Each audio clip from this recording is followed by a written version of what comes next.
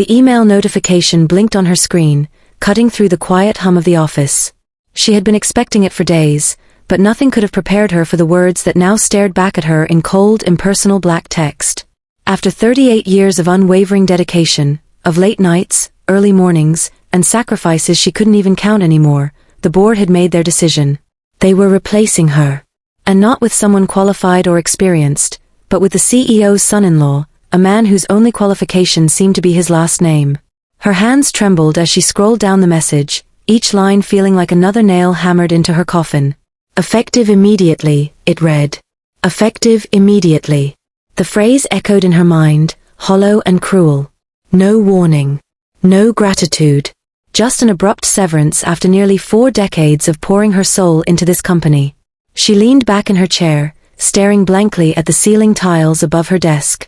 This was supposed to be her domain, her kingdom. Every corner of this building held memories. The first major deal she closed when everyone said it was impossible, the countless employees she mentored who went on to thrive under her guidance, the crises she navigated with grit and grace. But now? Now it felt foreign, alien. Like someone else's world. Her phone buzzed sharply against the polished wood of her desk, jolting her out of her thoughts. For a moment, she considered ignoring it. What more could possibly go wrong today? But something about the vibration, insistent and urgent, compelled her to pick it up. The caller ID displayed a number she didn't recognize. Not from the office, then. Curiosity got the better of her, and she swiped to answer. Hello? Her voice came out steadier than she expected, though there was a faint edge of exhaustion beneath the surface. There was a pause on the other end before a deep, measured voice responded. Is this Claire Reynolds? Claire froze. That name hadn't been used in professional settings for years. Most people knew her simply as Ms. Reynolds, or sometimes just the boss. Hearing her full name sent a shiver down her spine. Who was this person, and how did they know her? Yes, she replied cautiously. Who's calling? Another beat of silence stretched between them, long enough for Claire to wonder if the call had dropped. Then the voice returned, softer this time but still carrying an undeniable weight. My name is Victor Langston. I'm sure you've heard of me, or at least my company. Victor Langston. The name hit her like a punch to the gut. Of course she'd heard of him. Everyone in the industry had. He was the founder and CEO of Sterling Innovations, their fiercest competitor. A man known for his ruthless business tactics and an uncanny ability to swoop in where others faltered. If he was calling her directly, it meant one thing, trouble. Or opportunity. She wasn't sure which yet. What do you want, Mr. Langston? She asked, her tone clipped. She didn't have time for games, especially not today. He chuckled lightly, the sound disarming yet calculated. Straight to the point. I admire that. Very well, Ms. Reynolds. Let's cut to the chase. You've spent 38 years building your company into what it is today. 38 years of blood, sweat, and probably more than a few tears. Am I right? Claire gripped the phone tighter, unsure where this was going. What's your point? My point, he continued smoothly, is that loyalty should be rewarded. Talent should be recognized. Yet here we are, and I hear whispers that your board has decided to replace you. With family, no less. Tell me, does that sit well with you? She exhaled sharply, anger bubbling beneath the surface. It doesn't matter what sits well with me. What's done is done. Oh, but it does matter, Victor countered, his voice sharpening slightly. Because talent like yours shouldn't be wasted. Especially not by people who clearly don't appreciate it. Claire frowned, her mind racing. Was this some kind of ploy? A trick to lure her into betraying her own company? She'd faced plenty of manipulative tactics over the years, but this felt different. There was sincerity in his tone, laced with something else she couldn't quite place. Respect? Sympathy? Whatever it was, it unnerved her. Why are you really calling me? She demanded, her patience wearing thin. Victor hesitated, and for a moment, she thought he might hang up. Instead he spoke again, his voice quieter, almost hesitant. I'll be honest with you, Ms. Reynolds. I've admired your work for years. Your strategies, your leadership, it's unparalleled. And I know what it's like to be underestimated, to have doors slammed in your face because of politics or nepotism. So when I heard about your situation, he trailed off, letting the implication hang in the air. You want me to come work for you, Claire finished flatly. I want you to consider it, he corrected. Think about it. You've given everything to that company, and they've repaid you with disrespect. Why stay loyal to people who don't deserve it? Come to Sterling Innovations. Together, we could change the game entirely. Claire sat in stunned silence, her heart pounding in her chest. It was tempting, so tempting, to imagine walking away from the mess she'd left behind, starting fresh with someone who actually valued her contributions. But it also felt like betrayal. How could she leave the place she'd built from the ground up, even if they'd turned their backs on her? I need time to think, she said finally, her voice steady despite the storm raging inside her. Of course, Victor replied, his tone softening once more. Take all the time you need. But don't take too long, Claire. Opportunities like this don't come around often. With that, the line went dead, leaving Claire staring at her phone in disbelief. The weight of the day pressed down on her shoulders, heavier than ever before. Outside her office window, the sun dipped below the horizon, casting long shadows across the city skyline. Somewhere out there, a new chapter awaited her, but whether she was ready to turn the page remained to be seen. Claire stood frozen, her fingers lingering over the disconnect button on her phone. Victor's words hung heavy in the air, echoing through the cavernous silence of her office. 38 years. That's how long she'd devoted herself to this company. She remembered the early days vividly, the cramped cubicles, the jittery excitement of landing their first big client, the late-night brainstorming sessions fueled by stale coffee and sheer determination. Back then, she'd believed in the dream. Believed that hard work and dedication would always be rewarded. But now? Now she wasn't so sure. Her gaze drifted to the framed photos lining her desk, a younger version of herself shaking hands with the company's founder, smiling wide beside colleagues who had since retired or moved on. Those faces seemed distant now, relics of a time when loyalty meant something. When had things changed? When had ambition and greed overshadowed integrity? The knock at her door startled her. She looked up to see Sarah, one of her closest protégés, standing awkwardly in the doorway. Sarah's eyes darted around the room, taking in the scattered papers and the tension etched into Claire's face. Ms. Reynolds. Sarah began hesitantly. Are you okay? I heard about the announcement. Claire forced a tight smile, though it didn't reach her eyes. Word travels fast. Sarah stepped closer, her expression a mix of sympathy and frustration. It's not fair.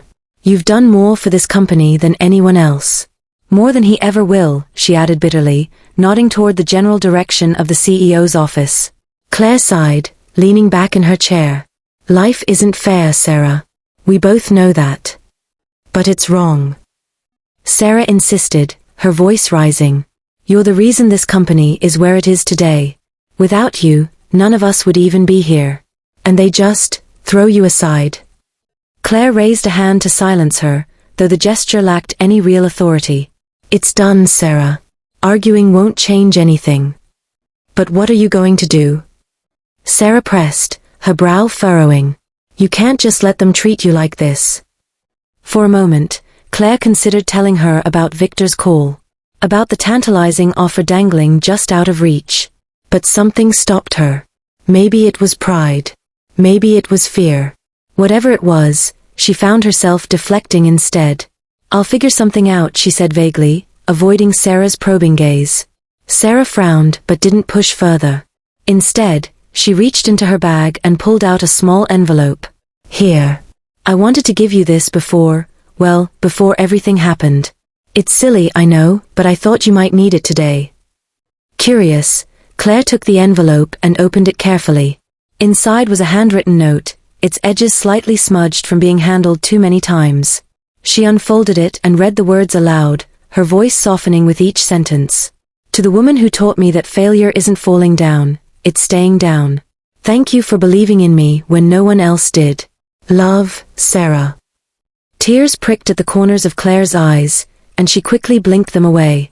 Sarah, she started, her throat tightening. This is beautiful. Thank you. Sarah smiled shyly, tucking a strand of hair behind her ear. I mean it, Ms. Reynolds. You've changed my life. All of our lives. Don't forget that, no matter what happens next. Claire nodded, clutching the note tightly in her hand. For the first time all day, she felt a flicker of warmth amidst the cold reality of her situation. These were her people, her team. They believed in her, even if the board didn't. Even if the world outside these walls tried to tear her down. As Sarah left the room, closing the door gently behind her, Claire allowed herself a moment to breathe. The clock ticked steadily on the wall, marking the passage of time she couldn't get back. 38 years. Had it really flown by that quickly? She thought about the younger version of herself, the ambitious, idealistic woman who had walked into this very office with dreams of making a difference. Would that woman recognize the person she'd become? Would she approve? Her phone buzzed again, snapping her out of her reverie. Another email. This time, it was from HR. Formalities. Paperwork. The official termination letter.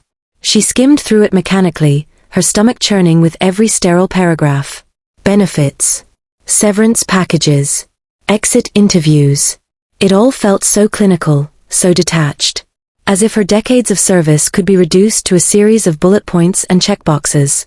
But buried within the legalese was a detail that caught her attention. Her final day would be exactly 2 weeks from today.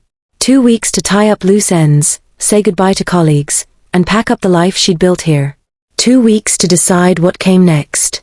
The thought sent a wave of anxiety crashing over her. What did come next? Could she walk away entirely, leaving behind everything she'd worked for? Or should she take Victor up on his offer, stepping into unknown territory with a rival company? Each option carried its own risks, its own consequences. And yet, neither felt entirely satisfying. Her mind wandered back to Victor's voice on the phone, calm, confident, persuasive. There was no denying the appeal of working with someone who genuinely appreciated her talents. Someone who saw her value beyond her age or connections. But Sterling Innovations wasn't just any company. It was the enemy. Joining them would be seen as a betrayal, not just by her former colleagues but by the industry as a whole. Could she live with that stigma? Could she face the judgment that would inevitably follow? And then there was the question of legacy. What did she want to leave behind? Did she want to be remembered as the woman who built an empire, only to abandon it in its darkest hour? Or as the woman who reinvented herself, proving that age and experience still mattered in a world obsessed with youth and novelty? The questions swirled in her mind, each one pulling her in a different direction. She glanced at the photo frames again, lingering on the image of herself alongside the company's founder. He had believed in her once, trusted her to carry the torch. Had she failed him? Failed herself? Her thoughts were interrupted by another knock at the door. Reluctantly, she called out, "Come in." This time, it was Michael, one of the junior analysts. His face was pale, his hands trembling as he clutched a folder to his chest. "Ms. Reynolds, I'm sorry to bother you, but I need your help." Claire arched an eyebrow, gesturing for him to sit. "What's wrong, Michael?" He hesitated, swallowing hard. "It's the Anderson account. The numbers aren't adding up, and, well, they're threatening to pull out unless we fix it by tomorrow morning." Claire's pulse quickened. The Anderson account was one of their largest clients, responsible for a significant portion of the company's revenue. Losing them would be catastrophic, not just financially, but reputationally. And yet, why was Michael coming to her with this? Shouldn't he be speaking to? Then it hit her. Tomorrow morning. By then, she'd officially be gone. They weren't asking for her help, they were expecting her to clean up the mess before she left. One last act of service before they erased her completely. Anger surged within her, hot and fierce. How dare they? How dare they use her like this, treating her as disposable after everything she'd done? She clenched her fists, fighting the urge to lash out. Instead, she took a deep breath, forcing herself to focus. "Show me the files," she said evenly, holding out her hand. Michael blinked in surprise but complied, handing over the folder. As Claire flipped through the documents, her sharp eyes zeroed in on the discrepancies. It didn't take long for her to identify the root of the problem, a simple miscalculation in the quarterly projections. Something any seasoned analyst should have caught immediately. "This isn't rocket science, Michael," she said, her tone sharper than intended. "How did this slip through the cracks?" He flinched, stammering an apology. I don't know. I swear I double-checked everything." Claire softened slightly, recognizing the panic in his voice. He was young, inexperienced, still learning. She reminded herself that she'd been in his shoes once, terrified of making a mistake that could cost her everything. "All right," she said, setting the folder aside. "Let's fix this together. But listen carefully, because I'm only going to explain this once." For the next hour, Claire guided Michael through the corrections, explaining each step with precision and patience. Despite her frustration, she couldn't help but feel a sense of satisfaction as the pieces fell into place. Watching him grasp the concepts, seeing the relief wash over his face, it reminded her why she'd stayed in this role for so long. Teaching, mentoring, shaping the next generation. When they finally finished, Michael looked at her with genuine admiration. "Thank you, Ms. Reynolds. I don't know what I would have done without you." Claire offered him a small smile. "You'll figure it out. Just trust yourself." As he left the office, she felt a pang of sadness. Moments like this, moments of connection, of purpose, were what she'd miss most. Not the boardroom battles or the endless meetings, but the quiet victories. The knowledge that she'd made a difference, however small. Her phone buzzed again, dragging her back to reality. This time, it was a text message from an unknown number. Her heart skipped a beat as she opened it, half expecting another cryptic message from Victor. But the sender wasn't Victor. It was someone else entirely. "We need to talk. Meet me at Joe's Diner at 8 p.m. Jay. Joe's Diner. The name stirred something in her memory, though she couldn't quite place it. Who was Jay? And why did they want to meet her now, of all times? Claire stared at the message, her mind racing with possibilities. Was this another trap? Another attempt to sway her loyalties? Or was it something else entirely? Whatever it was, she knew one thing for certain: tonight was far from over. Claire hesitated for a moment, staring at the cryptic text message. Joe's Diner. The name rang a distant bell, buried deep in her memory. She hadn't been there in years, decades even, but she remembered it well. It was where deals were hashed out over greasy burgers and bottomless coffee cups, back when business was less about boardroom politics and more about trust and handshake agreements. Something about the message felt deliberate. Not like Victor's calculated pitch earlier, but rawer, more personal. And that initial J. Who could it be? An old colleague? A former client? Or someone else entirely? Curiosity got the better of her. Whatever awaited her at Joe's Diner, she decided, couldn't possibly make this day worse. The diner hadn't changed much since the last time she'd been there. Faded red vinyl booths lined the walls, neon signs buzzed faintly above the counter, and the smell of fried onions lingered in the air. Claire pushed open the door, glancing around until her eyes landed on a figure sitting alone in the corner booth. Her breath caught. It was Jack Thompson, or rather what remained of him. Once a towering presence in the industry, he now looked frail, his once broad shoulders slumped under the weight of age. His hair had turned completely gray, and his hands trembled slightly as he sipped from a chipped mug of coffee. But his sharp blue eyes still held the same spark they always had, the kind that saw straight through pretense and cut to the truth. "Jack," Claire said softly, sliding into the booth across from him. "You're Jay?" He chuckled, a low, raspy sound. "Surprised?" She shook her head, though she was. "Not exactly. Just curious. What are you doing here?" Jack leaned forward, resting his elbows on the table. "I heard about your situation. Figured you might need an ear, and maybe some advice." Claire frowned. "How did you hear about it?" He shrugged, a mischievous glint in his eye. "Let's just say I still have my sources. People talk, Claire. Especially when something as ridiculous as replacing you with the CEO's son-in-law happens." She sighed, rubbing her temples. "Yeah, well, nepotism has a way of trumping experience these days." Jack nodded knowingly. "Tell me about it. Remember when they tried to push me out of my own company? Said I was outdated." He snorted.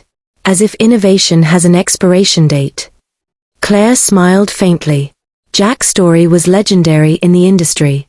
After being forced out of his own startup by younger investors, he'd gone on to build another empire from scratch, and sold it for billions before retiring quietly. If anyone understood betrayal, it was him. "So," he said after a pause, leaning back in the booth, "what's your next move?" She hesitated, unsure how much to share. But something about Jack's steady gaze made her want to open up. "I've got options," she admitted. "Victor Langston called me today. Offered me a job at Sterling Innovations." Jack raised an eyebrow. "Sterling, huh?" Bold move on his part. "And what did you tell him?" "That I needed time to think." He nodded slowly, tapping his fingers against the side of his coffee mug. "Smart. Don't rush into anything. But let me ask you this, what do you want, Claire? Forget about revenge or proving a point. What makes you happy?" His question caught her off guard. Happiness wasn't something she'd considered in years, not in the traditional sense anyway. Her life had revolved around work, ambition, and the satisfaction of solving problems. Was there room for anything else? "I don't know," she admitted quietly. "For so long, this company was my happiness. My identity. Now," she trailed off, her voice cracking slightly. "Now I'm not sure who I am without it." Jack studied her for a moment, his expression softening. "Listen, kid, I've been where you are. When they shoved me out, I felt lost too. Like I'd been erased. But here's the thing, you're not defined by a title or a building. You're defined by what you do next." Claire swallowed hard, blinking back tears. "And what if I don't know what's next?" "Then you figure it out," he said firmly. "One step at a time. Maybe it's working for Sterling. Maybe it's starting your own thing. Hell, maybe it's taking 6 months to travel the world and remember why you started all this in the first place. The point is, you get to choose." His words resonated deeply, stirring something within her that she hadn't felt in years, hope. For so long, she'd let others dictate her path, her parents, her mentors, the board. But now, for the first time, the road ahead was hers alone to shape. "What would you do?" she asked finally, meeting his gaze. Jack grinned, a twinkle in his eye. "Me? Oh, I'd take Victor's offer, in a heartbeat. Screw loyalty to a company that doesn't deserve it. Show them what they're missing. But that's just me." Claire laughed despite herself. "You never were one to shy away from a fight." "Nope," he agreed. "But it's not about the fight, Claire. It's about proving to yourself that you're still capable of greatness. That you're more than the sum of their mistakes." By the time Claire left the diner, the city lights reflected off the wet pavement, casting a golden glow over the streets. The weight on her shoulders hadn't disappeared entirely, but it felt lighter somehow, as if Jack's words had given her permission to dream again. Her phone buzzed in her pocket. Another email. This time, it was from Victor. Short and to the point. "Still waiting, Claire. Let me know your decision." She stared at the screen for a long moment, then typed out her reply. "Consider me intrigued. Let's meet tomorrow." As she hit send, a smile tugged at the corners of her lips. Tomorrow would bring its own challenges, its own uncertainties. But for the first time in years, Claire felt ready to face them head-on. Because this wasn't the end of her story, it was the beginning of a new chapter. And she intended to write it on her own terms. Claire hit send and slipped her phone back into her pocket, the cool night air filling her lungs. She felt a strange sense of calm, as if the chaos of the day had finally settled into clarity. Victor's offer wasn't just a job, it was a chance to rewrite her legacy, to remind the world, and herself, of what she was truly capable of.